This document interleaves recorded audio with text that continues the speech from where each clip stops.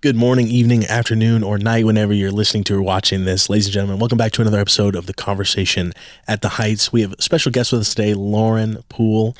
Lauren is going to give us a brief recap. Yeah. Poole Enterprises. Amazing. Lauren's going to give us a brief recap of the services that we had this week after our intro music. So for those of you listening at home, buckle up. It's another one. Yeah, so this Sunday, we had a super special celebration service for our Spanish-speaking ministry, Iglesia Hispania Greater Heights. They were doing a celebration. Pastor Rafa and his wife, Miss Vicky, it's their third year pastoring that congregation, which is a really, really huge deal. They've been such a blessing to our church as a whole, and it's been really just a blessing to see them pastor that congregation and the growth that they've had. So we had a service. We were able to combine the English-speaking congregation, the Indian congregation, and then their congregation. We were all able to be together for one combined service. So we heard different messages. We had a chance to honor the pastors, which was a blessing. Singing from different congregations, it was a blessing. And then a meal after, which is obviously one of the biggest blessings. No, but it was neat. Different types of food. It was really good. I know that having joint services isn't easy. There's a lot of prep work that goes into it. Yeah. Tell us, the folks at home at least, a little bit of what goes on, because I know that people just show up and everyone got to have a great meal, but I don't think they have quite an idea of what goes into it. Yeah. I feel like the logistics of this service, it was one of the more complicated and one of the less complicated. We had a lot going on of every congregation wanting to honor the pastors. So like Pastor Grinstead knew that we were honoring them, but I had to keep it a secret that they were honoring him. Yeah. And then we were also, they were also honoring Pastor Rafa. There was a lot going on. So there was a lot behind the scenes. We're trying to order like plaques without them knowing. A lot of flowers were given. A lot of flowers were given. We probably had 8 or 9 bouquets of flowers given. There's a lot going on. Yeah. And I feel like few involved in it really knew all the details. And food-wise, one thing I appreciate about Miss Rosa and the different ladies that were helping from Iglesia Hispania is that they are totally good to just roll with the punches of what comes. And I'm not as good at that. I feel like I learned from them. So they were great, just jumped in and helped with all the food. Logistically, that can be a little bit crazy. But I feel like it went well, and people just enjoyed getting to try everything. Well, they can see me smiling. It's because when you have a multicultural congregation, you have a multicultural ministry, as God's blessed Greater Heights with, every now and then, and you bring them all together, you recognize, we're just different. Yeah. It's not a bad thing. Right. But they have said to me on more than one occasion, Miss Rosa said to me on more than one occasion, she goes, the way the Spanish community is, she goes, we got pots and pans in our trunk. It's like, what are we doing? Oh, we need, let's just roll. And they go to it. And it's just so neat to be around people with that kind of, as you said, roll with it. The Indian community, their spirit is more, we're coming not to get out, we're coming to stay. And so sometimes you'll have members of the Indian congregation that will get there later than everybody else.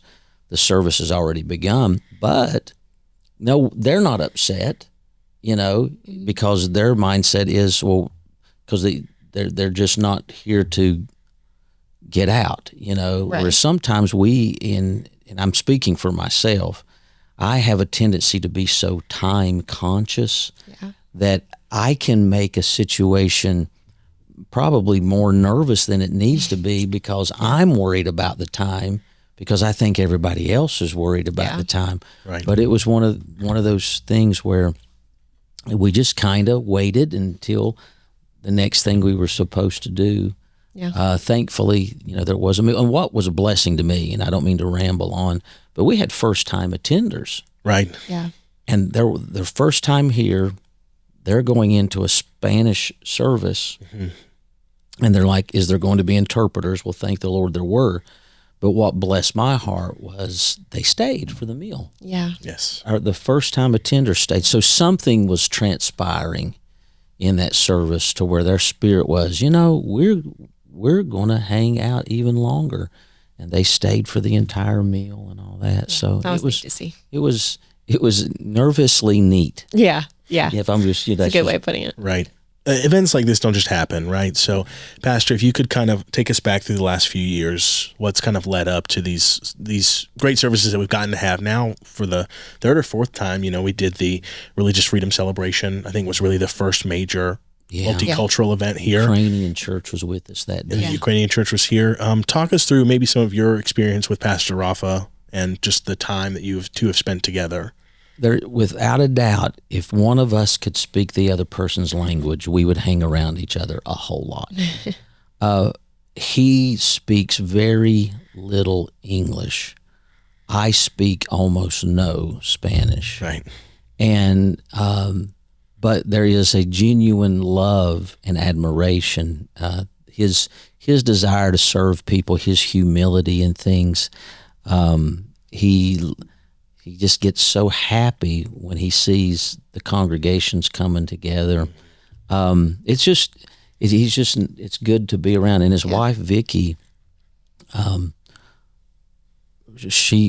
wife loves her, and I think she loves my wife. We just have the language barrier. And, it's when you're 55, it's hard to learn. I'm struggling with remembering English, but what's a blessing too is Pastor Pena, who God used to initiate the Spanish church that's here now. He did that. He drove an hour and a half, maybe 2 hours one way every Sunday to preach, then go back to the church that he pastors. And if it's my understanding, Pastor Rafa received Christ through his ministry, and then after even went to Pastor Pena's Bible college that he has, and got the training, and now, so that's how that's came together. I think that God did something in the heart of this congregation a few years back that just prompted us to start thinking differently. God just changed us and is changing our hearts and our minds. And so being a multicultural church is not an option for us. I think that we know that if we stop doing what we're doing or trying to do for the glory of God, I think we know we would be out of God's will. I think it's sad.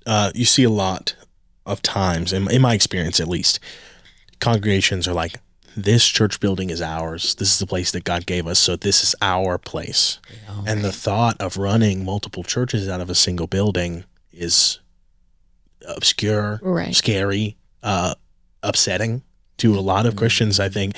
And I've been blessed. We run now 3 congregations, at one time 4, with the Ukrainian church out of this building. That's crazy. We used to have 4. And to see what God has done, though, in each one of those groups, and people getting help just by making use of the building. The church building is not the church. Right. And I'm afraid that if we don't separate that, and when I say use the word we, I mean the Christian church in America at this point in time, if we can't separate our identity from our wealth and from our physical status symbols, our buildings, I think we're going to miss, like you're saying, miss the will of God.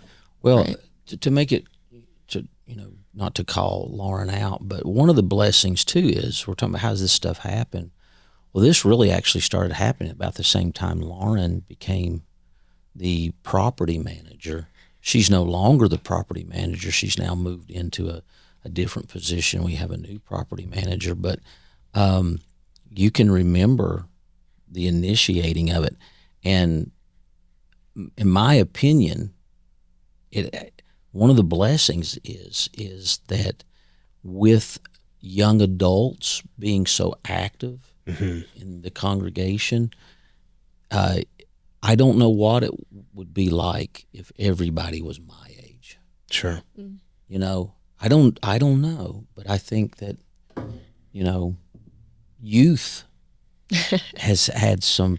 You may feel older now because you can speak to it on the front end. There was a lot of navigating of time. There was, it was kind of organized chaos. I think it always sounds, and we've talked about this, it sounds really great to just open the doors and let it happen. Yeah. But then you sort of realize like there has to be some sort of organization. You know, somebody's got to be locking the doors afterwards. Somebody's got to make sure the AC's on. Like you realize those things, and I think we had to work through a lot of the logistics of that, and it's still like not totally figured out. Sydney's probably inherited some of what I didn't figure out, but I think when you're allowing your space to be used, not only is it a blessing to those people, but we've had so many people, especially through the coffee shop, just saying, wow, it's so cool what your church is doing, you know, just to let the community in, and them getting to see that, I think it's a blessing. She was the one, in all sincerity, who had to have the hard conversations.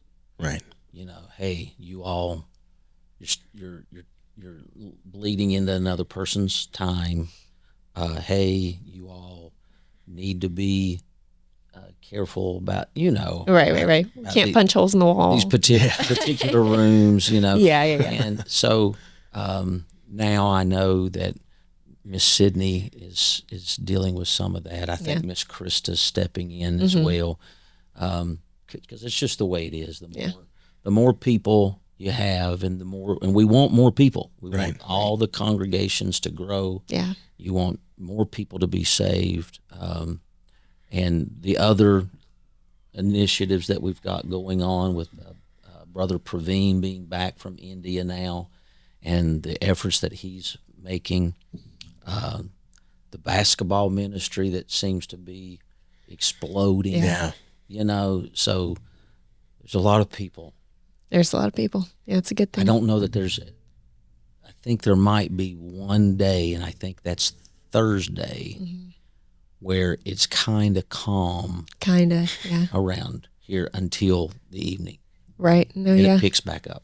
Yeah. And even then we have our Bible studies going on. Right. They're just the calm groups. They're just a little quieter. Yeah. The daily Bible studies. So, you know, I don't know if we answered your question. We probably went. I think so. I think we got there. Yeah. Okay. Yeah. But there's a lot. And I think the root of it is an asking of the Lord to broaden your coast, and accepting that He says, okay, here we go. And you have to change. Right. You have to change Yeah. for it to happen. Yeah. And so, anyway. Well, I heard two things that I wanted to pull out of that conversation. It's a perfect segue. Pastor, you talked about the youth of the church, and Lauren, you talked about organized chaos. On that front, we have VBS coming up. Yeah. Yeah. That's Yep. perfect. Yeah. VBS, A Pirate's Tale. So if you can't be there, you're going to miss out. Yeah. What days is it, Lauren, if you want to? June 8th through the 11th. We're going to do a Sunday through Wednesday this year. Perfect. Sunday through Wednesday, 6:30? Yes. To 8:30. No, I'm sorry, 6 to 6 to 8:30. 6 to 8:30, but there's going to be a Sunday morning kickoff. Great. It is, we got 2 pirate ships coming, blow-ups, inflatables. Awesome. There's going to be ice cream bars and all of that for the kids, and for people like me that will probably get one.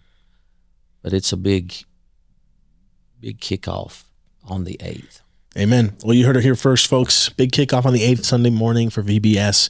We're very grateful to all of our congregants, Spanish Indian ministries as well. Glad to have you here. This has been The Conversation at the Heights, and we will see you on the next one. Thank you. Yeah. Nice. Thank you. No problem.